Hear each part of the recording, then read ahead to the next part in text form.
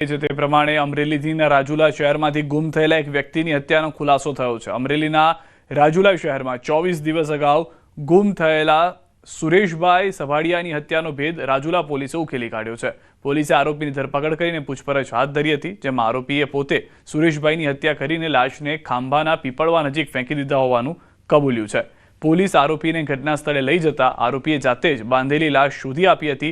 હત્યા પાછળનું કારણ તપાસ કરતા મૃતકના આરોપીની પત્ની સાથે પ્રેમ સંબંધ હતા, જેણે ખૂની ખેલ સર્જ્યો હતો। હાલ રાજુલા પોલીસે હત્યાનો ગુનો નોંધીને લાશને ફોરેન્સિક રિપોર્ટ માટે ભાવનગર ખસેડી છે અને વધુ કાર્યવાહી હાથ ધરી છે। સુરતની સમાચાર કોસંબા નજીક બેગમાંથી યુવતીનો મૃતદેહ મળી આવ્યો છે। 20 વર્ષીય યુવતીનો મૃતદેહ મળતા ચકચાર મચી ગઈ છે। યુવતીના ગળાના ભાગે ઈજાના નિશાન જોવા મળી રહ્યા છે। પોલીસે મૃતદેહને પોસ્ટમોર્ટમ માટે ખસેડ્યો છે। પોલીસ સહિત 25 જેટલા અધિકારીઓ તપાસમાં જોડાયા છે। નજીકના વ્યક્તિએ જ હત્યા કર્યાનું અનુમાન છે। મૃતદેહના ઓળખની કાર્યવાહી શરૂ કરાઈ છે।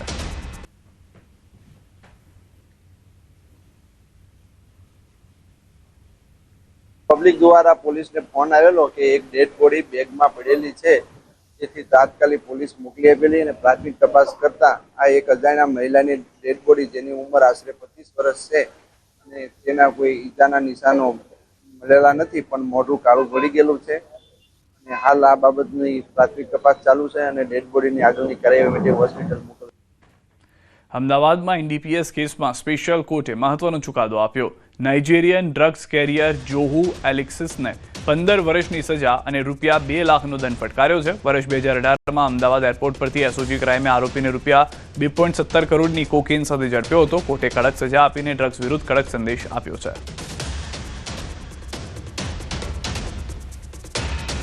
2018ની સાલમાં આરોપી જોહુ એલેક્સ, જે અમદાવાદ એરપોર્ટ ખાતે આવેલ તે દરમિયાન તે પોતાના ગુદાના ભાગે તેમજ પેટના ભાગે તેમજ અન્ય સરસામાનમાં કોકેનનો જથ્થો રાખી પકડાઈ ગયેલ, જે કેસ નામદાર સેશન જજ શ્રી વીબી રાજપૂત સાહેબ નાઓની કોર્ટમાં ચાલતા નામદાર સેશન જજ શ્રી નાઓએ આરોપીને તકસીરવાન ઠરાવી 15 વર્ષની સખત કેદની સજા અને 2 લાખ રૂપિયાનો દંડ કરી સજા કરેલ છે। ગુજરાત સાયબર ક્રાઇમ વિભાગને મોટી સફળતા મળી છે। 190 કરોડથી વધુની સાયબર ઠગાઈનો પર્દાફાશ કર્યો છે। કુલ 6 સાયબર અપરાધીઓને ઝડપી પાડવામાં આવ્યા છે। આરોપીઓ બેંક એકાઉન્ટ ખોલાવી ઠગાઈના નાણાં ટ્રાન્સફર કરતા હતા અને પછી રકમ ક્રિપ્ટો તેમજ આંગડિયા મારફતે દુબઈ મોકલતા હતા। મોરબી અને સાવરકુંડલા વિસ્તારના એકાઉન્ટન્ટ્સ પરથી ગેંગનો પર્દાફાશ થયો છે। પોલીસે 386 ગુના નોંધ્યા છે અને વધુ તપાસ શરૂ કરી છે।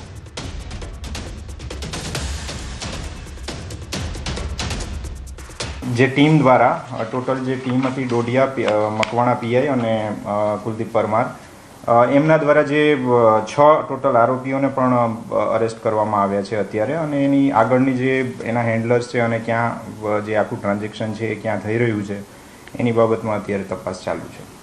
જે એકાઉન્ટો છે અમારા 16 જેટલા એકાઉન્ટો અલગ અલગ છે અને એમાં 386 જેટલી ફરિયાદો થઈ છે અને 200 કરોડ જેટલું ટ્રાન્ઝેક્શન છે, ફ્રોડ્યુલન્ટ ટ્રાન્ઝેક્શન છે, એ આના દ્વારા થયું છે। સુરતના કતારગામ વિસ્તારમાંથી 1.5 મહિના પહેલા પકડાયેલ સાયબર ફ્રોડ મામલો સુરત સાયબર ક્રાઇમ સેલે પોલીસે વધુ એક આરોપી પરેશ મોદીને ડીસાથી ઝડપી પાડ્યો। આરોપીએ સાયબર ફ્રોડ ગેંગને કમિશનથી QR કોડ મોકલ્યો હતો। અગાઉ આ બનાવમાં 5 આરોપીઓની કરવામાં આવી છે ધરપકડ। આરોપીઓના 18 બેંક ખાતામાંથી કુલ 16.56 કરોડના વ્યવહારો મળી આવ્યા હતા। NCCRP પોર્ટલ ઉપર આ ગેંગ વિરુદ્ધ દેશભરમાંથી કુલ 179 ફરિયાદો નોંધાઈ ચૂકી છે। ફરિયાદોમાં 36.65 કુલ કરોડનું ફ્રોડ થયું હોવાનું પણ સાયબર પોલીસને આવ્યું હતું। હાલ પોલીસ દ્વારા આગળની તપાસ કરવામાં આવી રહી છે। સુરતની સમાચાર, આરોપીના ગેરકાયદે બાંધકામ પર ચાલ્યું છે બુલડોઝર। આરોપી મિતેશ ગાબાણીનું બાંધકામ તોડી પડાયું છે। SMCની ટીમે પોલીસને સાથે રાખી કર્યું છે ડિમોલિશન। આરોપીએ પોતાના મકાન પર 3 માળનું કર્યું હતું બાંધકામ। પોલીસના ચુસ્ત બંદોબસ્ત વચ્ચે કરાઈ છે કાર્યવાહી। આરોપી મિતેશ ગાબાણીનું બાંધકામ તોડવામાં હાલમાં તંત્ર જે હતું તે કામે લાગ્યું હતું અને ગેરકાયદેસર બાંધકામ તોડી પાડ્યું છે।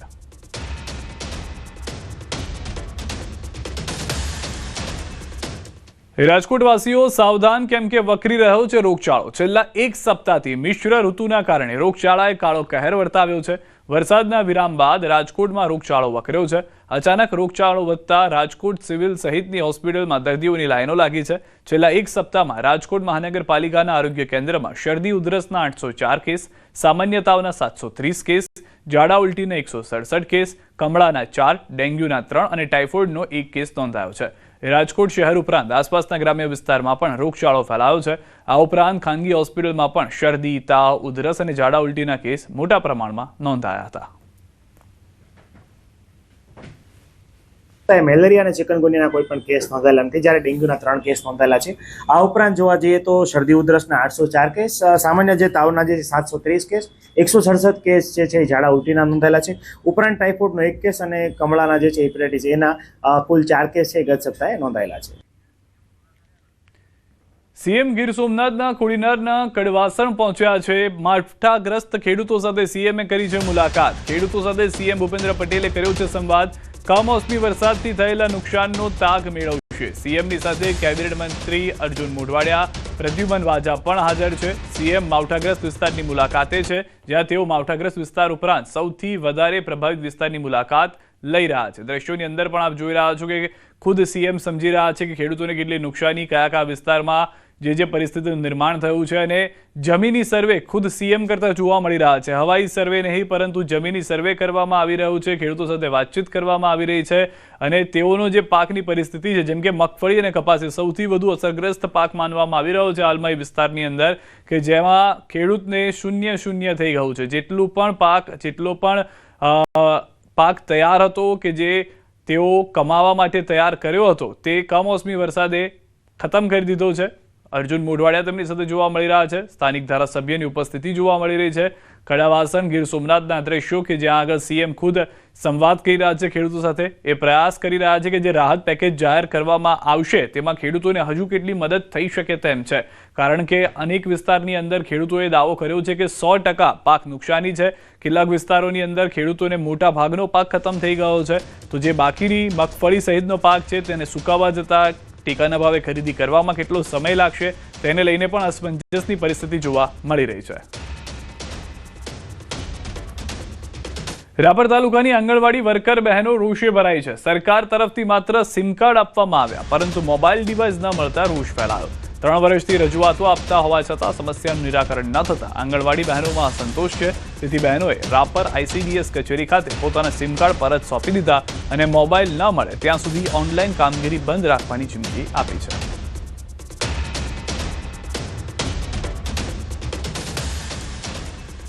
રાપરમાં આંગણવાડી બહેનોનો રોષ જે છે તે હજી શમવાનું નામ નથી લઈ રહ્યો. આંગણવાડી બહેનોએ સિમ કાર્ડ પરત કરી અને પોતાનો રોષ વ્યક્ત કર્યો છે. આઈસીસી વિમેન્સ ક્રિકેટ વર્લ્ડ કપમાં ભારતીય મહિલા ટીમે મેળવેલા ભવ્ય વિજયથી સમગ્ર દેશમાં આનંદની લાગણી છવાઈ છે. ત્યારે સુરત શહેરના જાણીતા જ્વેલર્સ દંપતી દીપક ચોકસી અને શીતલ ચોકસી 340 ગ્રામ સિલ્વર સ્ટમ્પ અને બેટ ભારતીય ટીમને ભેટ આપશે. और साथ साथ में जो हिसाब से जो स्पिरिट से वो लोग खेल रहे थे, तो हमने सोच के ये कुछ उनको गिफ्ट करने के लिए, उनको जो हिसाब से उन्होंने प्ले किया हुआ था उनको और एनकरेज करने के लिए हमने ये बैट और स्टंप बनाए हुए हैं. हमने बैट और स्टंप जब उसकी सेमीफाइनल चल रही थी तभी बनाना स्टार्ट कर दिया था और बहुत जल्दी से 7 दिन में हमने ये 5-7 दिन में ये बना के आज हम तैयार हो गया है. महिला टीम वर्ल्ड कप जीत के लाई है, बहुत गर्व की बात है भारत के लिए. इंटरनेशनल लेवल पे प्रूफ हो गया है कि हम भारत